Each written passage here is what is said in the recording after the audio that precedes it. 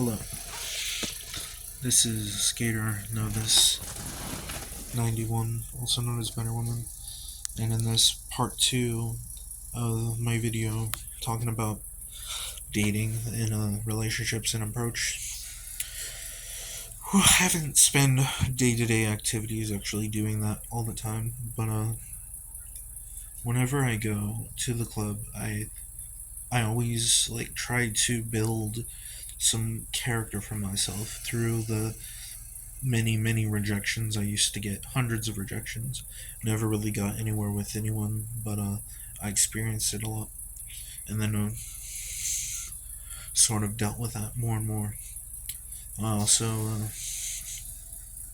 experienced a lot this year and last year. Never dated much people, probably like 10 to 12 people dated, sort of. But the idea here is that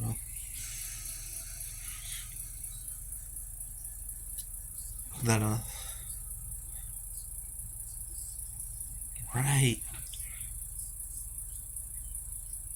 damn, just got an epiphany. This is good. These videos are good for epiphany. Yeah, I like to take my time. Alright, so what I said before is what are you exactly after? Are you after a friendship, a relationship, or a companionship, or just something else? Like, you shouldn't have motives exactly, but if you do have motives, just take your time, but don't listen to what most people say about taking your time, saying oh, you to this if you want to get into dating or have a person get to know you, you should take your time, but it isn't as simple as that, because there's many approaches to that sort of thing. You shouldn't overthink relationship, because if you put yourself in that mentality of trying to get into a relationship or trying to get into friends with benefits kind of thing, it's not necessarily helpful. And the reciprocation of that already shows what you're validating for that other person, almost making it feel as if you don't care about them for real, like you don't actually care. But we as a people should care for everyone else, care about everyone around themselves, even if we have to put boundaries in front of each other. And not boundaries per se, it's just a figure of speech, but yeah. So, alternate approach of in the dating marketplace, which I don't call it that. It's not called. I don't agree that there is a dating marketplace, because that shows that there is sexual value for whatever people are around, and that's actually not true.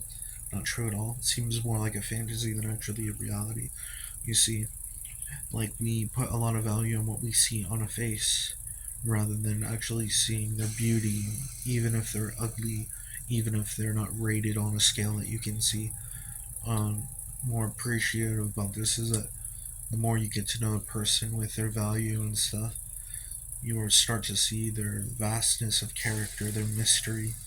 You see a lack of high and low perception, and the take or give kind of mentality is not necessary per se. But I'm not.